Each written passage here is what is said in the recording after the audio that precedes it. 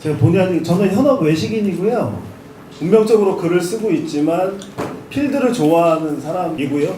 장사 마스터라는 닉네임으로 활동하고 있습니다.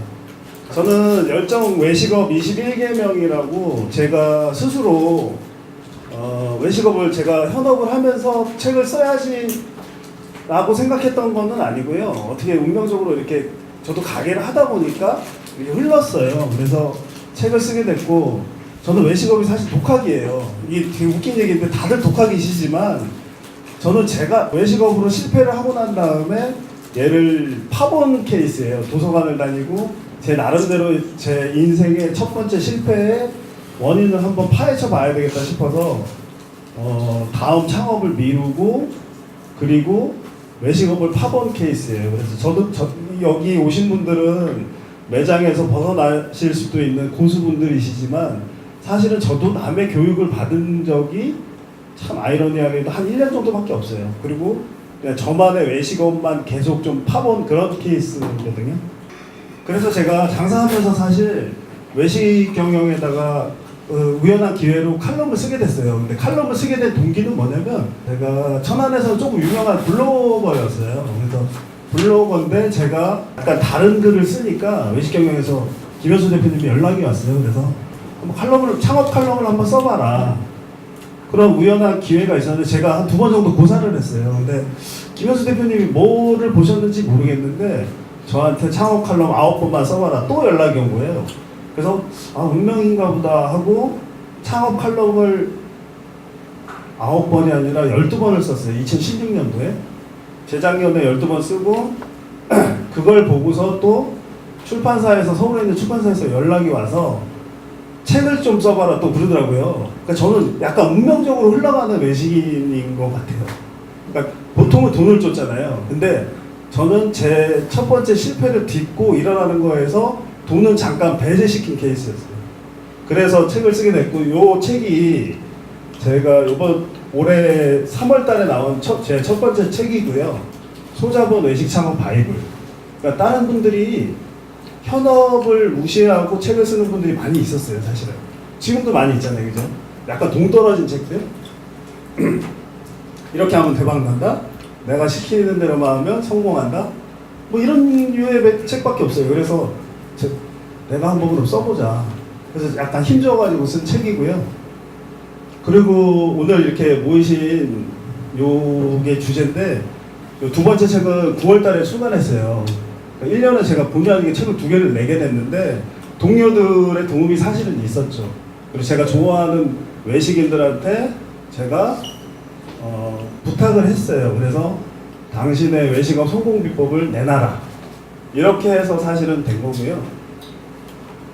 저는 내년 계획은 일단 외식 창업 성공비 책 2번째 책을 봄에 아마 나갈 것 같아요. 봄에 내고, 그 다음에 오경수의 강소식당이라는, 그러니까 보통 보면 쬐그만 식당들 열정적으로 하시는 분들은 배제되잖아요, 우리 외식업에서. 근데 작은 매장을 하고 있으면서 잘하시는 분들의 케이스나 아니면 방법, 그 다음 제가 보는 그 비법이라든지 이런 걸 좀 한번 소개하면 어떨까. 그래서 저까지는 한번 제가 책을 한번 써볼 생각이 있어요. 그러니까 내년에 저는 다시 필드로 돌아가지만 요 2번까지는 한번 욕심을 한번 좀 내보고, 그 이후로는 어떻게 될지 모르겠어요. 한번 지켜봐 주시면 좋을 것 같고요.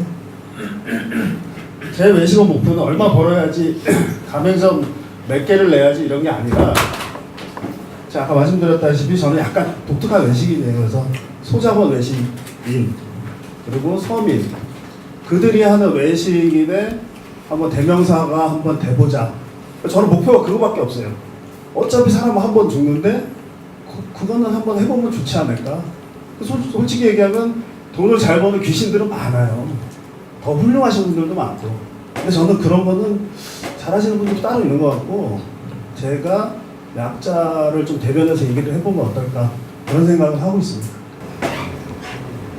제가 첫 번째 책에 쓰는 외식업의 성공 핵심 키워드가 3가지예요. 제가 강연 때마다, 외부에서 강연할 때마다 꼭 이야기하는 3가지인데, 열정, 진정성, 그리고 끈기입니다. 열정은 뭐냐면 내가 뜨겁지 않으면 그냥 나는 식당 주인이에요. 근데 내가 뜨거우면 굉장히 개선이 가능한 식당 주인이 되거든요. 그래서 열정이 꼭 필요하고 그냥 뜨겁기만 하면 또 소용이 없어요. 그러니까 진심이 있어야 된다는 거죠. 그게 중요하고, 그리고 앞에 거 두 가지만 있어도 또 안 되는 게 뭐냐면 한번 타오르고 말면 땡이에요. 그러니까 얘는 될 때까지 한다, 이런 생각을 갖고 하시는 분의 매장은 분명히 달라요.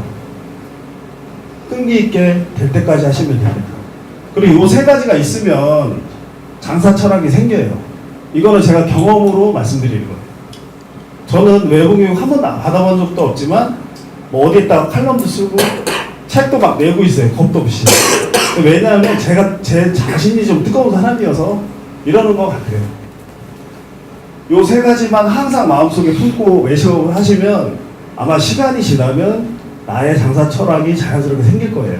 그게 돈일 수도 있고 아니면 주변에 사람일 수도 있고 그렇습니다. 생각을 스스로 가두지 마시고 계속 좀 열어보세요. 내가 내 가게가 지겨우면 우리 가게를 찾아오는 손님도 당연히 지겨워요. 새로울 수가 없어요. 장사하는 테크닉, 손님 받는 테크닉, 아니면 서비스 잘하는 테크닉 다 있어요. 근데 이게 다 사실은 정신에서 시작돼요. 이 정신이 없으면 그냥 고개는 숙이고 있지만 어서 오세요 하지만 와닿지 않는 서비스를 하는 거예요. 제가 2014년부터 3년을 했어요. 만 3년. 그거 하면서 얼마나 외로웠겠어요. 그죠? 손님 기다리는 거 힘들잖아요. 저는 그 안에서 칼럼 쓰고 책 밑작업 하면서 손님을 기다리면서 제가 장사 철학이 생겼어요. 그러니까 제가 웬만한 외식인들 잘 쳐주지도 않아요. 그런 게 있습니다. 제가 인정하는 사람은 또 그런 부류의 외식은 따로 있어요. 그게 어떻게 생긴 거냐면 제 스스로 저를 파면서 생긴 거예요. 이분은 로이체라는 분인데요. 아마 보셨을 거예요. TV 같은 데 많이 나오셨는데 믹스 싱즈업 데어라 노 룰스 해가지고 규칙에 얽매이지 말고 섞어라, 이런 얘기를 하셨어요.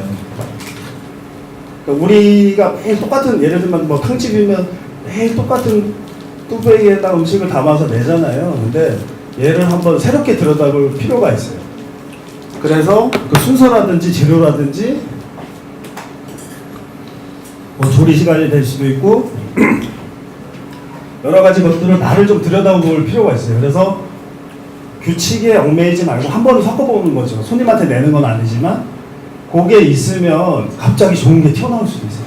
그러니까 나를 새롭게 보고 내 매장을 새롭게 보는 게 필요합니다. 그러니까 이분이, 저는 이것 때문에 사실은 오늘 얘기한 게 아니라 되게 중요한 얘기 세 가지를 했어요.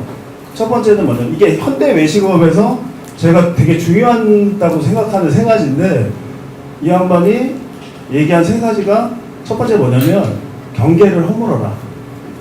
그러면 새로운 레시피가 나온다. 이렇게 얘기를 했습니다. 여기 레시피 코리아의 대표님도 계시지만 레시피가 내가 새롭게 보는 관점에서 다른 거가 튀어나올 수도 있다는 거예요. 그리고 또 하나는 SNS가 영역을 확대해준다, 이런 얘기를 했습니다. 지금 우리는 이런 시대를 살고 있어요. 애도 그렇고 뭐 다리 힘이 풀린 노인들도 뭐 예를 들면 사직동 맛집을 검색해갖고 오잖아요. 이런 시대를 살고 있습니다.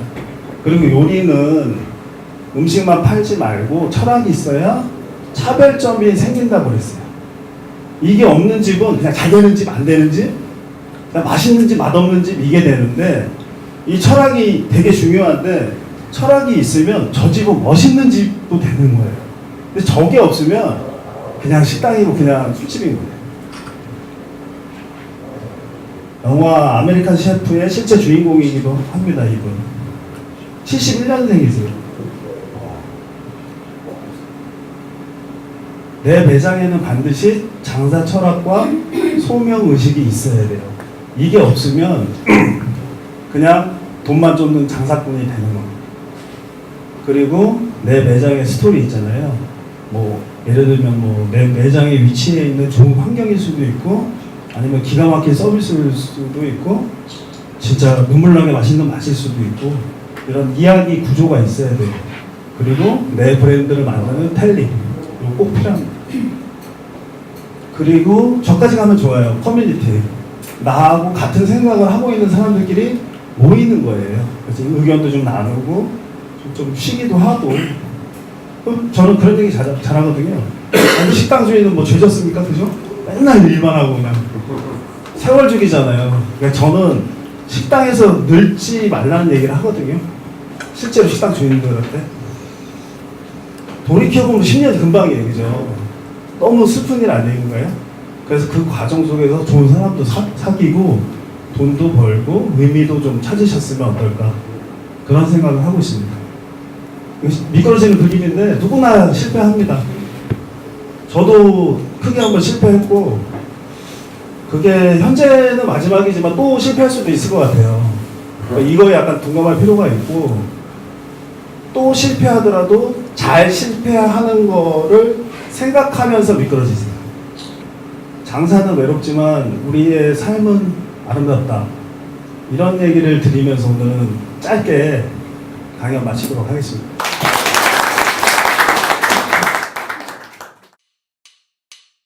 미래 준비하는 셰프들의 선택 레시피 코리아 지글보글 찍